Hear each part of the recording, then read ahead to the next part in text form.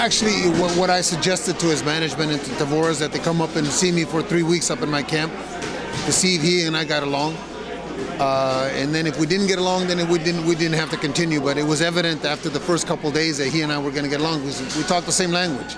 We talk the same boxing language. We want the same things. And his desire to work hard in my gym proved to me that I would get along real well with him. You know, I've watched some of his fights, but I didn't really study them. I haven't watched them since I saw him on TV. I don't care what he done in the past. What I care about is what he does from the day he's walked into my gym in the future. He's doing all the things that I've asked him to do. The talent is coming out. In this fight, it's going to be evident that he was up in Big Bear. And then he's going to get much better after training camp after training camp.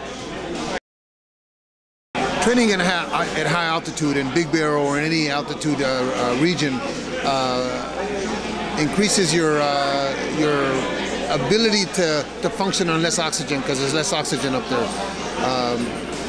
And by training up there, when you come down here, like he was saying to me in the ring after the 6th round, he said, "God, I feel like I haven't done anything yet."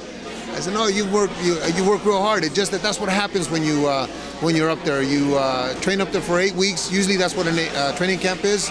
And when you come down, it just becomes a lot easier to breathe and a lot easier. Your conditioning is so much better." You know, this is a big fight. This is a big fight because Bernard Hopkins is a big name.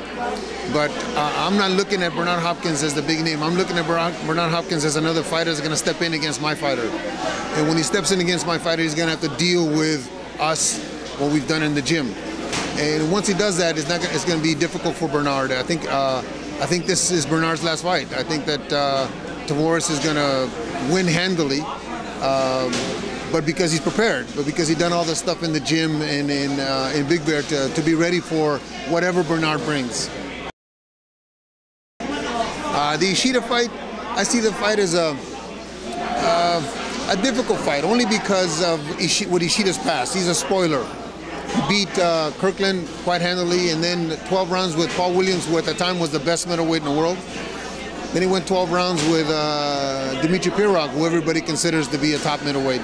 So I consider him a challenge for Gennady. I see the fight going to a late decision for Gennady or a late stoppage. I think that he hang around because he's a very good boxer and a good survivor.